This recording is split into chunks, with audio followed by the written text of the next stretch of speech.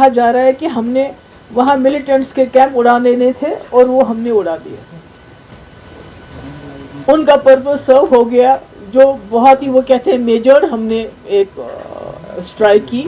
تو اسی طرح سے پاکستان کا کلیم ہے کہ ہم نے جی 5 جیٹ اڑا دیے, ہم نے جی بریگیڈ ہیڈ کوارٹر ادھر پونچھ کا تباہ کیا. آپ سب لوگ جانتے ہیں کہ اس وقت جو حالات ہیں ہمارے ملک اور پاکستان کے بیچ میں بہت ہی زیادہ خوفناک ہے, خاص کر جو بارڈرز پہ حالات ہیں.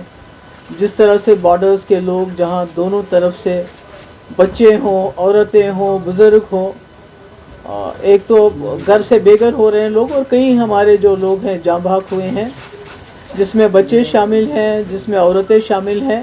اور اس وقت میں سمجھتی ہوں کہ ضرورت ہے ریسٹرینٹ کی, امیجیٹلی ارجنٹلی ریسٹرینٹ ہونا چاہیے, اور ڈی ایسکیلیشن کی ضرورت ہے. اور عقل دونوں, مجھے لگتا ہے دونوں ملکوں کے جو سربراہ ہیں ان کو اس وقت سوچ سمجھ کے سنجیدگی سے یہ جو اس وقت حالات ہیں ان کو ڈی ایسکیلیٹ کرنے کی کوشش کرنی چاہیے, کیونکہ دونوں طرف سے جو معصوم انوسنٹ سویلینز مارے جا رہے ہیں, اور وہ سویلینز ہیں ہمارے جو بارڈر کے, جو جموں کشمیر کے ہیں, انہوں نے یہ جنگ شروع نہیں کی, ان کی جنگ یہ مرضی سے ہو نہیں رہی ہے, پر اس کے باوجود وہ بہت بڑی قیمت ادا کر رہے ہیں اس وقت.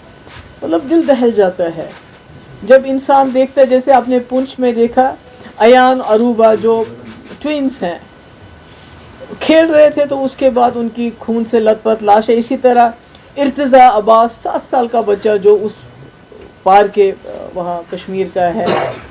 تو مجھے سمجھ نہیں آتا ہے کہ اس میں یہ جو حالات ہیں اس میں بچوں کا کیا قصور ہے, عورتوں کا کیا قصور ہے, جو اس وقت اس کراس فائر میں پھنس رہے ہیں, مشکلات میں ہیں.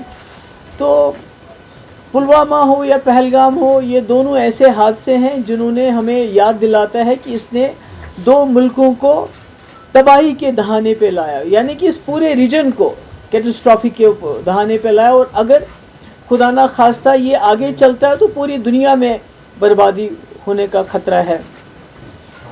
تو کرگل ہو, پٹھان کوٹ ہو, پلوامہ ہو یا پہلگام ہو, تو ہم نے دیکھا ہے کہ ملٹری ایکشن جب بھی ہوتا ہے وہ سمٹم کا علاج کرتا ہے, وہ بیماری کی جڑ تک نہیں پہنچ پاتا ہے.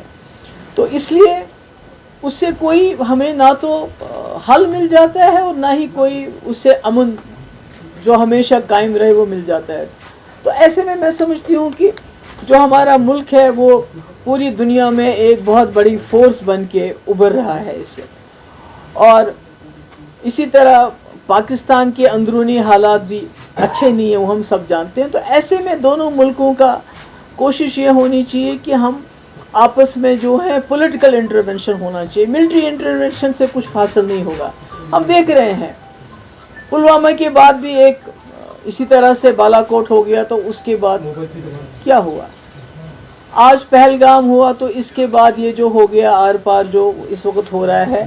مجھے لگتا ہے کہ میری آئی ارج دونوں طرف سے کی جو لیڈرشپ ہے کہ ان کو میری یہ گزارش ہے کہ یہ جو اٹیکس ہیں ان کو خدا کے لیے بند کر لیجیے. ہمارے بچے مطلب کہ جن کے کھیلنے کے دن ہے, میں نے خود دیکھا اس بچے کی جو فوٹو پہلے تھی وہ کھیل رہا تھا اسی ٹی شرٹ میں, اس کے بعد جب اس کی میت کو لے کے جا رہے تھے جو پونچھ کا ہے, تو اس کے سر کا یہ حصہ بالکل الگ تھا. تو یہی حال ادھر ہے, اس سائڈ میں بھی ہے. تو میں سمجھتی ہوں کہ آخر کار جموں کشمیر کے لوگ, ہمارے خاص کر جو بارڈر کے لوگ, کب تک اس مصیبت کو جھیلیں گے؟ یہ کب تک چلے گا؟ کب تک ہماری ماؤں کی گودے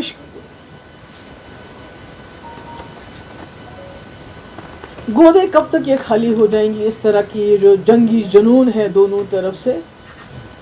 اب تو یہ بھی ہو گیا کہ دونوں طرفوں نے کہا, ہماری طرف سے یہ